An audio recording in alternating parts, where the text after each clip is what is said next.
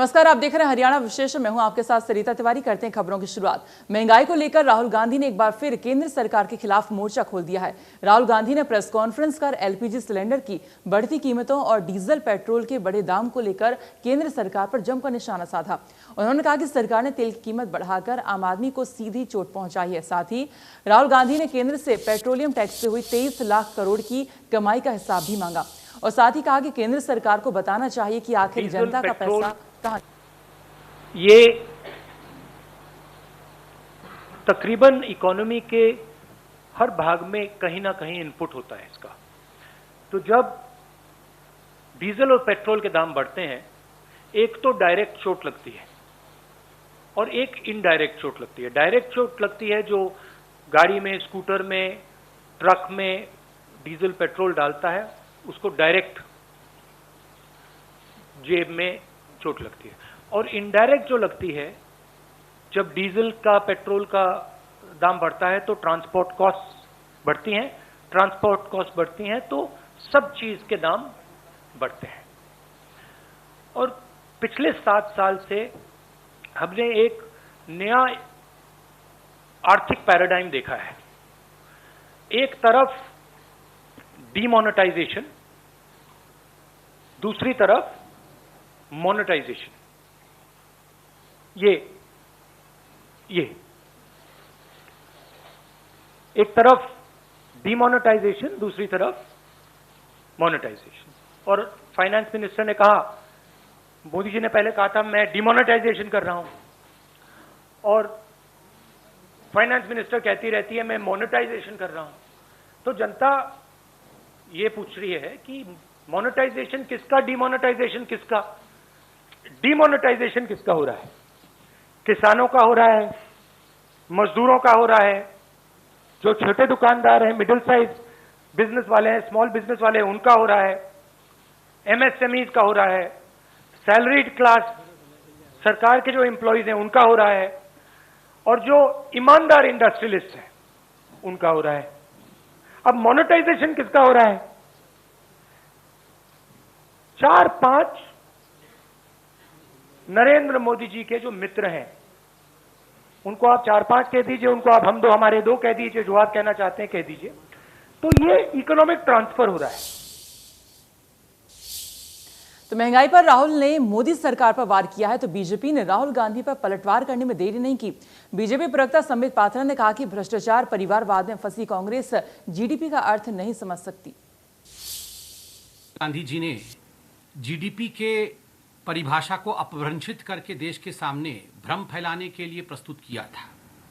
जहां तक राहुल गांधी और कांग्रेस पार्टी का सवाल है, इसमें कोई आश्चर्य नहीं है कि सीएनपी वाले अर्थात करप्शन, नेपोटिज्म और पॉलिसी पैरालिसिस वाले जीडीपी के सही अर्थ को कभी समझ नहीं सकते हैं। भ्रष्टाचार, भाई भतीजावाद और पॉलिसी पैरालिसिस के कारण किस प्रकार से कांग्रेस के समय ग्रोथ नहीं हो पाया था, ये हम सबने देखा था। और राहुल गांधी जी, आपने जीडीपी को अपभ्रंशित किया, मगर आपको शायद ये याद नहीं है कि कल ही एक बहुत बड़ा ऐतिहासिक विषय हुआ है। 2021 और 2022 जो फाइनेंशियल ईयर है, उसके Q1 के पहले क्वार्टर के ग्रोथ के नतीजे आए हैं, जीडीपी के ग्रोथ के नतीजे आए हैं। वह नतीजे अपने आप में ऐतिहासिक है। 20.1% ग्रोथ रेट है। वहीं मनोहर सरकार ने ऑटो अपील सॉफ्टवेयर लॉन्च किया, जिसके तहत अब कोई भी अधिकारी फाइल नहीं रोक सकता है। समय पर काम नहीं होने पर अब वो फाइल सीनियर अधिकारी के पास पहुंचेगी और इस प्रावधान के तहत अगर समय पर काम नहीं हुआ तो फाइल खुद आगे बढ़ जाएगी। अगर अगली टेबल पर काम नहीं हुआ तो आखिरी में आयोग के पास ये फाइल चली जाएगी। वहीं सीएम मनोहर लाल ने कहा कि राइट टू सर्विस के तहत जनता को सुविधा देने का समय अब तय कर दिया है।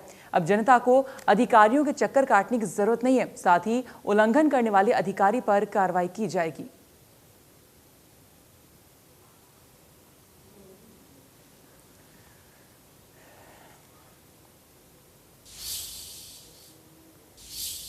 और आइए अब आपको ग्राफिक के जरिए दिखाते हैं कि आखिर ऑटो अपील सॉफ्टवेयर क्या है और कैसे इसका जनता को फायदा होगा। इसमें हरियाणा सरकार ने दरअसल ये सॉफ्टवेयर लॉन्च किया है, ऑटो अपील सॉफ्टवेयर इसका नाम है, जिसे लॉन्च किया गया है। एएस की लॉन्चिंग आपको बता दें एक क्रांतिकारी कदम है हरियाणा सरकार की, और इसमें आपको बता दें किस तरह से होगा। राइट टू सर्विस के तहत सुविधा का इसमें प्रावधान होगा और एक समय भी तय किया जाएगा जब तक कि वो फाइल क्लियर होगी। जनता को अधिकारियों के चक्कर काटने की जरूरत नहीं पड़ेगी ये कदम उठने के बाद, और अब कोई भी अधिकारी फाइल को रोक नहीं सकेगा। ये विशेष रूप से इसकी सबसे खास कह सकते हैं, इसका एक मुख्य बिंदु है। और समय पर काम नहीं होने पर फाइल सीनियर अधिकारी के पास ऑटोमेटिकली पहुंच जाएगी। तो इससे कह सकते हैं जो निचले अधिकारी उनको काम करना ही पड़ेगा। वहीं अगली टेबल पर अगर काम नहीं हुआ तो राइट टू सर्विस कमीशन के पास ये फाइल पहुंच जाएगी और जनता को अधिकारियों के चक्कर आखिर में नहीं काटने पड़ेंगे।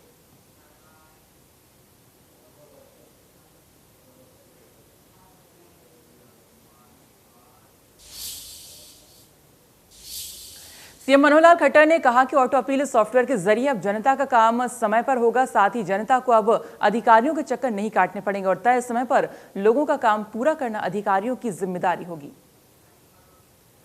तो जिस तरह से हरियाणा सरकार ने कदम उठाए, राइट टू सर्विस के नाम से आपको बता दें ये लॉन्च की गई योजना, और इसके अंतर्गत ऑटोमेटिकली लोगों की जो फाइल है वो आगे सीनियर अधिकारी के पास चली जाएगी। अगर कोई अधिकारी इसमें फाइल पर काम नहीं कर रहा है तो जैसा कहा कि फाइल जो है ऑटोमेटिकली सीनियर अधिकारी के पास यहाँ पर पहुंच जाएगी, जिससे जो जनता होगी जिसकी फाइलें रुक जाती हैं, अधिकारी जो काम नहीं करते हैं उन्हें चक्कर नहीं काटने पड़ेंगे। देखिए, जनता को जितनी भी सेवाएं होती हैं, चाहे वो सर्विसेज हैं, चाहे वो जो हमारी योजनाएं हैं, केंद्र की हैं, प्रदेश की हैं, बहुत घोषणाएं होती हैं, बहुत लागू होती हैं, लेकिन कहीं ना कहीं जनता के लोग उन सेवाओं को प्राप्त करने में उलझने बहुत होती हैं। सिस्टम्स की उलझने होती हैं, अधिकारी पर निर्भर करता है कि उसको कितना मिल सके, कितना नहीं मिल सके। राइट टू सर्विस एक्ट में हर एक सेवा को देने के लिए एक प्रावधान टाइम का दिया गया है। उस टाइम के अंदर वो सर्विस उसको मिलनी ही चाहिए। उसके ऊपर कुछ डिपार्टमेंट्स लागू करते हैं, कुछ नहीं करते हैं। अब हमारे राइट टू सर्विस कमीशन के चेयरमैन श्री टी.सी. गुप्ता जी की योजना ये थी कि इसका एक ऑटो अपील सिस्टम बनाया जाए कि जिस दिन तक सेवा देनी है मिल जाए ठीक, नहीं मिले पेंडिंग रहेगी तो ऑटोमेटिकली उस दिन ख़त्म होते ही वो अपील नेक्स्ट फर्स्ट अपील अधिकारी को चली जाए। और जो नेक्स्ट अपील है उन्होंने 30 दिन तक सुनवाई करके उसके ऊपर निर्णय करना होता है कि ये नहीं है तो उसके खिलाफ कोई मानो कार्रवाई करनी है, या सेकंड अपील में भेजना है, या उसको रिजेक्ट करना है।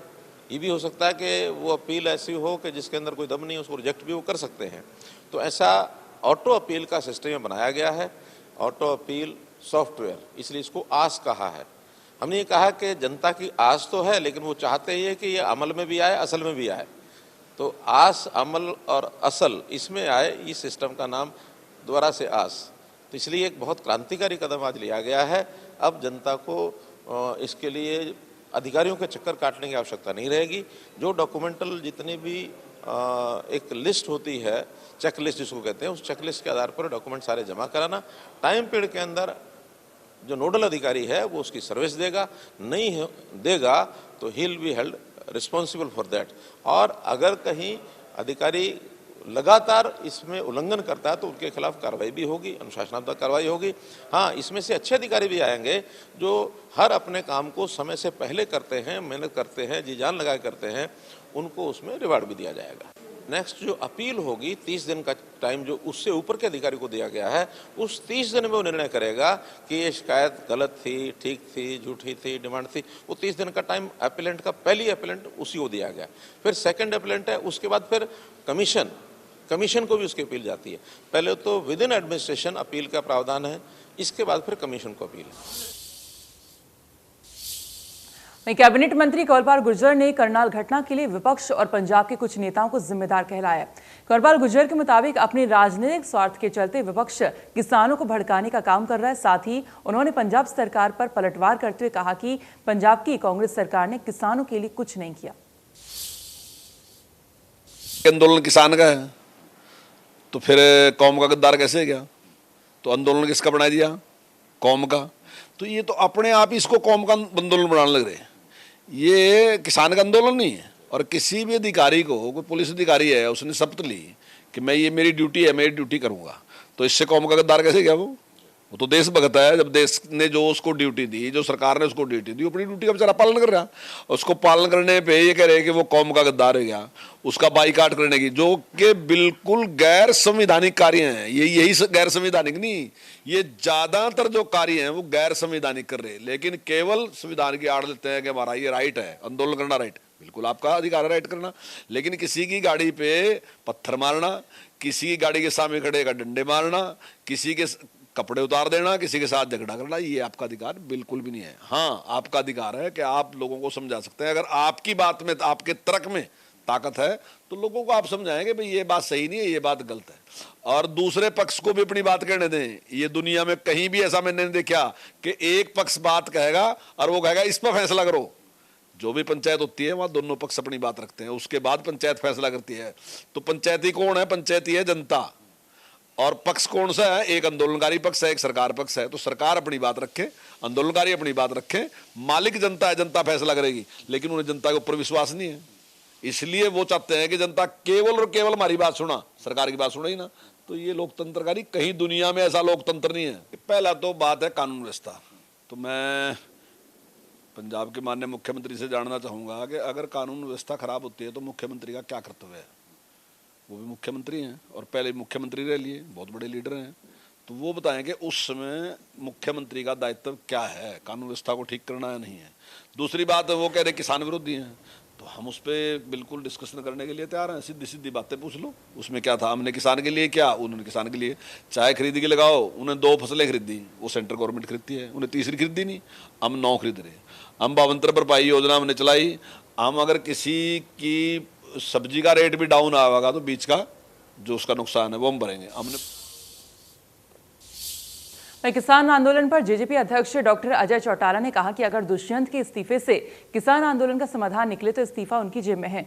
उन्होंने कहा कि किसानों के नाम पर राजनीति करना गलत है। जेजेपी अध्यक्ष अजय चौटाला से बात की हमारे संवाददाता रवि जांगड़ा ने। जननायक जनता पार्टी के राष्ट्रीय अध्यक्ष डॉक्टर अजय सिंह चौटाला के द्वारा आज से प्रदेश भर के दौरे शुरू किए गए हैं और दौरा कार्यक्रमों का मकसद महज और महज सदस्यता अभियान को ही आगे बढ़ाना नहीं है, बल्कि जो सरकार की जेजेपी बीजेपी की नीतियां हैं उनको भी आगे बढ़ाए जाने की बात कही गई है। डॉक्टर साहब, पहला सवाल कि जो सदस्यता अभियान है उसको प्रबलता से, प्रखरता से आगे लाने की बात कही गई है। किस तरह के सदस्य जो है अभी और कितना टारगेट रखा गया? पहला सवाल। एक कॉन्स्टिट्यूंसी से 500 सक्रिय सदस्य हम बनाएंगे और इन 500 सक्रिय सदस्य की फिर आगे जिम्मेवारी होगी कि वो गांव और ब्लॉक लेवल पे हल्का स्तर के हर घर तक पहुंच करके पार्टी के सदस्यों को ज़्यादा से ज़्यादा जोड़ने का काम है। मामला जो है वो संसद से हल होने वाला है, यहाँ उसका समाधान नहीं, इसके बावजूद विरोध को कितना जायज़ मानते हैं? अब विरोध करने का तरीका उनका अपना है, पर मैंने तो इसको बड़ी ढंग से एक्सप्लेन किया और पुनः कर देता हूँ कि दुष्यंत चौटाला के इस्तीफे से अगर कोई समस्या का हल होता हो तो मेरे से एक नहीं 10 के 10 के ले जाए और उस समस्या का हल करवा ले। भी कहा गया कि पंजाब के लोग जो है, पंजाब के नेता आकर हरियाणा के लोगों को मोहरा बना रहे हैं, कहीं ना कहीं यहाँ खून खराबा भी करवा सकते हैं, माहौल बिगाड़ सकते हैं। हल क्या लगता है आपके हिसाब से? मैं यही पूछ रहा हूँ कि 40 सदस्य पंजाब से किसान एजिटेशन से जुड़े हुए वहाँ पे बॉर्डर पे बैठे, राकेश टिकैत जी जगह जगह हरियाणा में घूमते हैं। क्या उत्तर प्रदेश में टोल नहीं है? क्या पंजाब में पुलिस के टोल नहीं है, नाके नहीं है? वहाँ पे पॉलिटिकल प्रोग्राम नहीं होते हैं? ये वहाँ जा कर के क्यों डिस्टर्ब नहीं करते? इन्होंने हरियाणा को ही क्यों टारगेट किया हुआ है और टारगेट भी सिर्फ दुष्यंत को क्यों किया हुआ है? बीजेपी जेजेपी के नेताओं को काले झंडे दिखाया जाना कितना जायज़ है? जनप्रतिनिधि रहे हैं आप भी, जो है लगातार सत्ता में भागीदारी रही है, इस तरह से जो है काम में बाधा डालना, लोकतंत्र की दुहाई दी जाती है कि किसानों का अधिकार है सड़कों पर बैठना, धरने प्रदर्शन करना, क्या इस तरह से गाड़ियाँ तोड़ना, क्या इस तरह से रोड जाम करना, टोल जाम करना, उसको कितना जायज़ मानते हैं? प्रजातांत्रिक तरीके से विरोध करना उनका अधिकार है, वो करें, पर कानून को हाथ में लेना, जगह जगह फूड भाषा का इस्तेमाल करना, किसी की गाड़ियां तोड़ना, किसी पे पत्थर फेंकना, ये निंदनीय है, ये गलत है।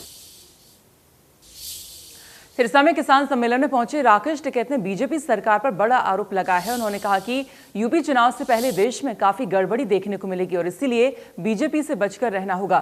टिकैत ने आगे कहा कि हिमाचल में किसान का सेब 20 से 22 रुपए तक बिक रहा है, वहीं बड़े बड़े गोदाम वाले 100 से 150 रुपए में सेब बेच रहे हैं। किसान का गेहूं 20 रुपए में बिकता है और मॉल में आटा 87 रुपए में। जो भी इनकी बात करेगा आप बचकर रहना, इससे खतरनाक पार्टियां नहीं हो सकती। जिसने अपने लीडरों को अंदर बंद कर रखा है, कहां है लाल कृष्ण आडवाणी, कहां है मुरली मनोहर जोशी, जो स्टेज पर कहते थे कि सूर्योदय से जागरण के मंच में बात करते थे, ऑर्गेनिक फार्मिंग की बात करते थे, पेस्टिसाइड आउट फॉर इंडिया की बात करते थे, कहां गए?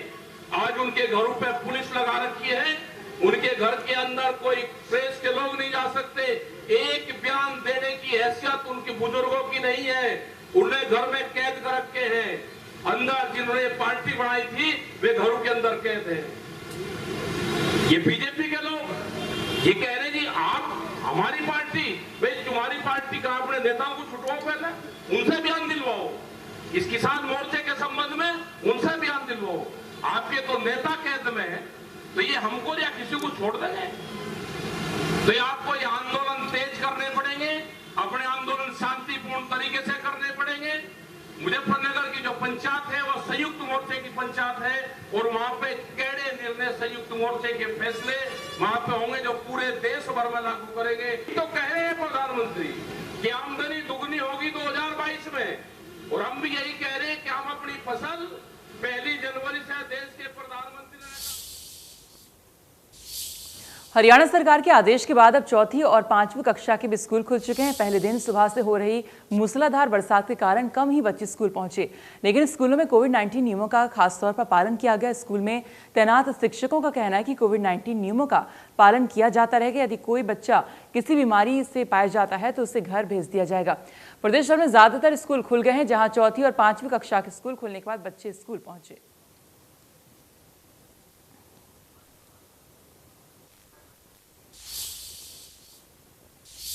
हरियाणा में आज से प्राइमरी स्कूल भी खोल दिए गए हैं। शिक्षा मंत्री कंवरपाल गुर्जर ने कहा कि कोरोना केस कम होने की वजह से सरकार ने फैसला किया है। अब ये बात मैं इससे सहमत हूँ आपकी कि बच्चे छोटे हैं, लेकिन जैसे छोटे बच्चे हैं वो घर में भी या बाहर गली में भी उसी प्रकार से खेलते ही हैं, ऐसी बात नहीं है। तो ऐसा तो नहीं कर सकते कि आप बच्चों को बिल्कुल ही अलग कर दोगे, पर लेकिन हमने जो व्यवस्था है जैसे बैठने की, एक क्लास में 20 ही बच्चे बैठेंगे, उनका एक जो फिजिकल डिस्टेंस है वो बना रहेगा। उसके साथ ही जिस प्रकार से सैनिटाइज करने की बात है, कमरे को सैनिटाइज करने की बात है, बच्चों को मास्क लगवाने की बात है, वो सारे के सारे नियम जो है उनका निश्चित तौर से हम पालन करेंगे। और अभी तक के जो परिणाम है वो बहुत ही अच्छे रहे हैं, कहीं भी इस प्रकार की कोई शिकायत नहीं। पूरे हरियाणा में केवल 6 बच्चे ऐसे हैं जो पॉजिटिव मिले हैं, वो भी जैसे बाहर से आए थे उसी से, और वो बाहर ही उनको चेक कर लिया गया था। और जो हमारा टेम्परेचर चेक करने का सिस्टम है वो बाहर ही चेक करते हैं, तो सारा कुछ ठीक ठाक से चल रहा है। उस सारे को देख के ही हमने अगली क्लासें खोली। और फिलहाल इसी के साथ हरियाणा विशेष में इतना ही। आगे खबरें जारी हैं, आप देखते रहिए इंडिया न्यूज़ हरियाणा। नमस्कार।